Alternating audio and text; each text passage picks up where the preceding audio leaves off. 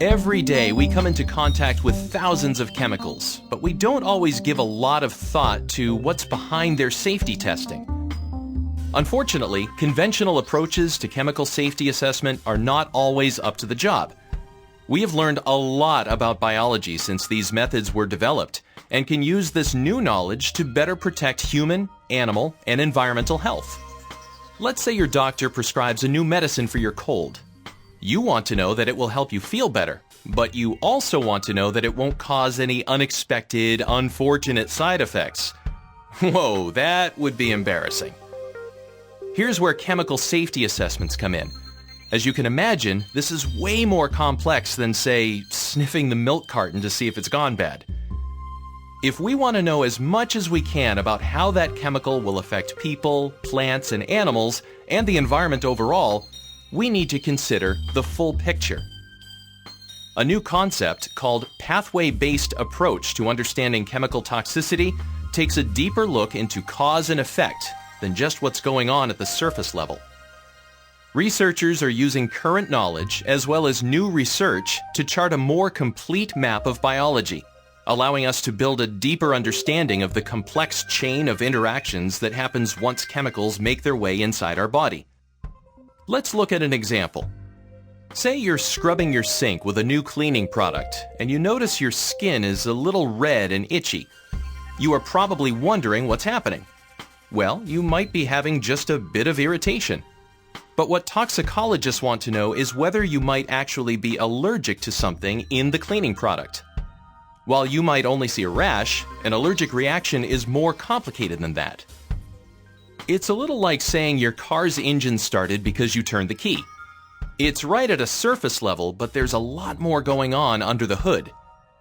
A pathway-based approach looks to understand what happens in the chain reaction inside your body. While many chemicals are kept out of your body by your skin, some can get through, and when they get there, they can react with proteins on the surface of the cells that make up the skin. When a chemical reacts with these proteins, the cells send out a chemical distress signal that lets nearby immune cells know there's a problem. The activated immune cells move toward the nearest lymph node.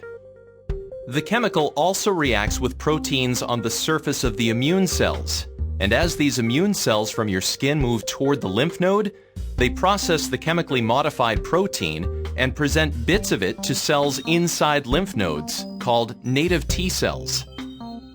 The now activated T cells then mature until they become specialized T cells that are ready to leave the lymph node and prepare your body for an allergic response.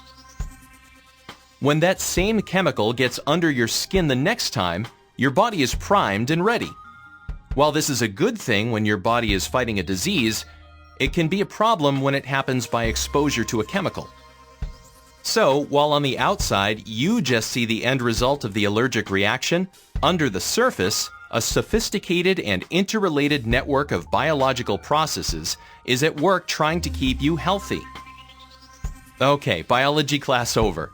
That was just a quick summary of the pathway to an allergic reaction for just one chemical and just one possible outcome. You can now see why it's not enough to expose an animal to a chemical and see what happens. We need to look deeper to gain a better understanding. We are entering a new era of scientific discovery where it is possible to map biological pathways. We've already mapped some pathways, and we are beginning to understand how they are related to each other, and eventually uncover the vast web of intersecting pathways that define how biology works. We can and should use this systems biology to help us predict what chemicals may do when they come into contact with your body. Remember the first supercomputers? They were giant, expensive, and slow. It took an investment of ingenuity, time, and resources to get to something so amazing and powerful that totally changed our everyday lives. Look how far we've come in a generation.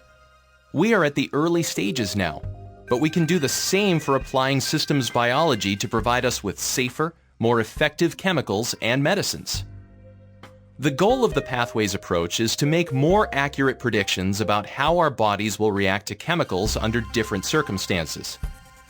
It is also likely to be faster, more efficient, and therefore cost less. It will improve relevance to humans, or any other species of concern, all while using fewer or no animals.